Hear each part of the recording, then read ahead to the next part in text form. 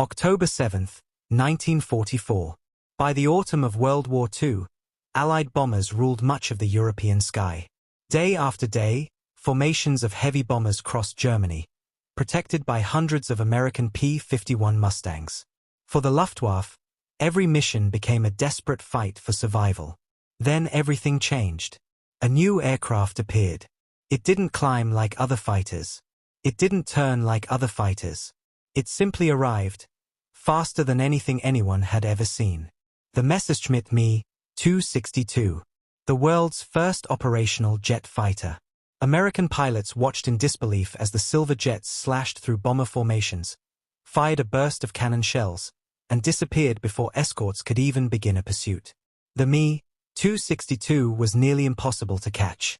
Even the legendary P-51 Mustang, one of the fastest piston-engine fighters ever built, seemed helpless against Germany's revolutionary machine. Across Allied airfields, stories spread quickly. You can't catch them. They're too fast. Don't even try. The Luftwaffe knew it too. Their pilots believed they finally possessed a weapon capable of changing the course of the air war. But every weapon has a weakness. The challenge was finding it. While most pilots focused on what happened in the sky, one American officer became fascinated by something entirely different. The ground. Mission after mission, reconnaissance aircraft photographed German airfields. Intelligence officers collected reports from returning pilots. Bomb damage assessments, aerial photographs, radio intercepts, and eyewitness accounts piled up into thick folders that few combat pilots had time to read. Most skimmed them. Some ignored them completely. One pilot didn't. Lieutenant Ben Drew spent hours studying every available report, searching for patterns instead of headlines. At first, nothing stood out. The jet bases were heavily defended. Rows of anti-aircraft guns surrounded the runways. Camouflaged positions hid deadly flak batteries. Any fighter attempting a low-level attack would fly directly into a carefully prepared killing zone. Everyone understood the message. Stay away. Even experienced squadron leaders considered attacking a Me-262 base almost suicidal. The Germans expected it. Their defenses were designed specifically to destroy aircraft reckless enough to try. So Allied pilots waited for the jets to appear in the air instead. And almost every time, the jets escaped. Weeks passed. Bombers continued flying. Jet attacks continued. The Me-262's reputation grew larger with every mission. Then, buried inside another stack of routine intelligence reports, Ben Drew noticed something unusual. It wasn't dramatic. It wasn't highlighted. It wasn't even considered important. Just a small detail that kept appearing over and over again. The same observation. Different dates. Different reconnaissance flights. Different pilots. Yet somehow, the exact same pattern. Most people dismissed it as coincidence. Drew didn't. He read the reports again. Then again. He compared photographs taken days apart. He marked locations on maps. He calculated timings. Slowly, the picture became clear. The Germans weren't just protecting their jet bases. They were protecting one specific moment. A moment that lasted only seconds. A moment when the fastest fighter in the world suddenly became one of the slowest. If his theory was correct, the Me-262 wasn't unbeatable at all. It was vulnerable. Not because of its speed, but because there was one instant when speed couldn't save it. For 3 weeks, Drew kept studying every piece of intelligence he could find, refining the idea in his mind. He wasn't looking for a lucky shot. He was looking for the perfect opportunity. One chance. One attack. One brief window that the Germans hoped nobody would ever recognize. On the morning of October 7, 1944, that opportunity finally arrived. And Lieutenant Ben Drew decided to do something almost every American pilot had been told never to do. He pointed his P-51 Mustang directly toward a German jet airfield. End of section 1. The morning of October 7, 1944, began like dozens of other escort missions. American bombers were heading deep into Germany, striking factories, rail yards, and industrial targets that kept Hitler's war machine alive. High above them, P-51 Mustangs flew protective formations, constantly scanning the horizon for enemy fighters.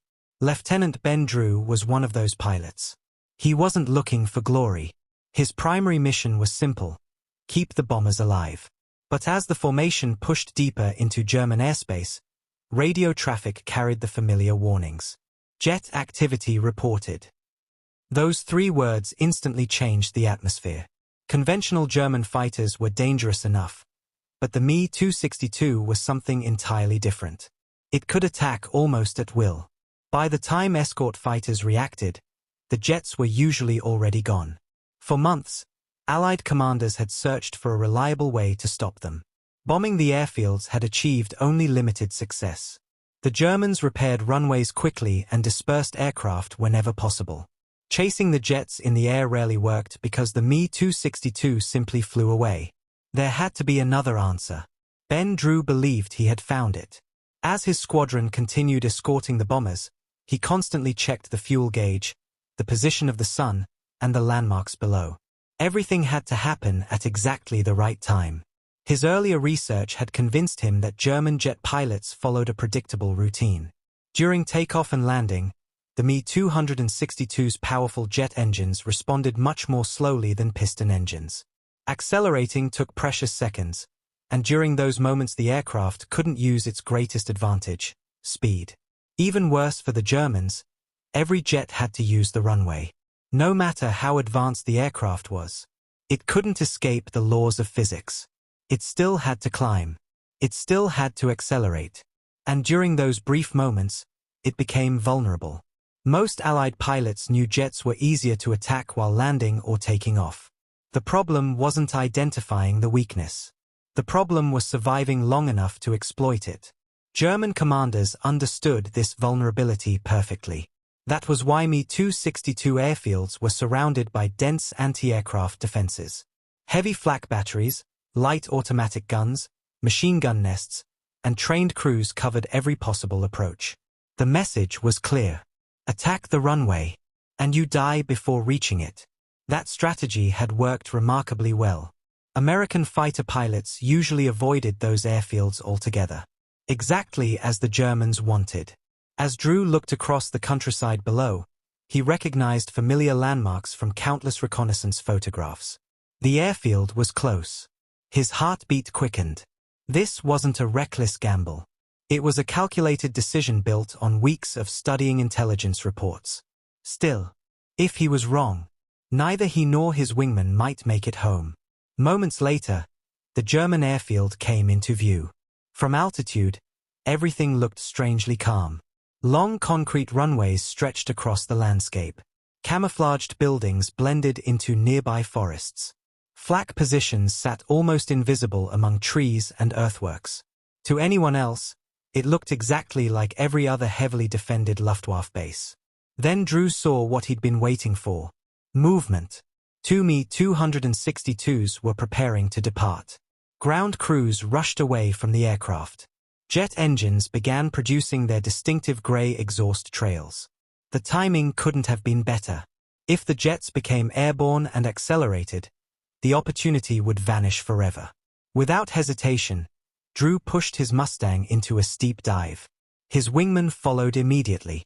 The peaceful morning exploded into chaos. German anti-aircraft crews spotted the diving Mustangs almost instantly. Sirens wailed. Search crews shouted warnings. Flak guns swung toward the incoming fighters. Within seconds, black bursts of exploding shells filled the sky. Bright streams of tracer fire reached upward from every direction. The Germans believed they understood exactly what was happening. Another American attack.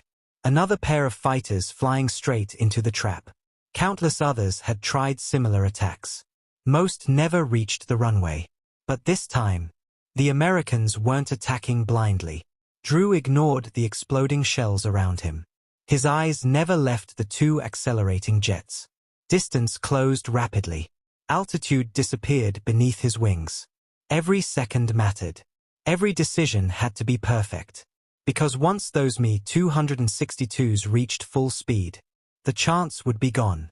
And Germany's deadliest fighters would once again become untouchable.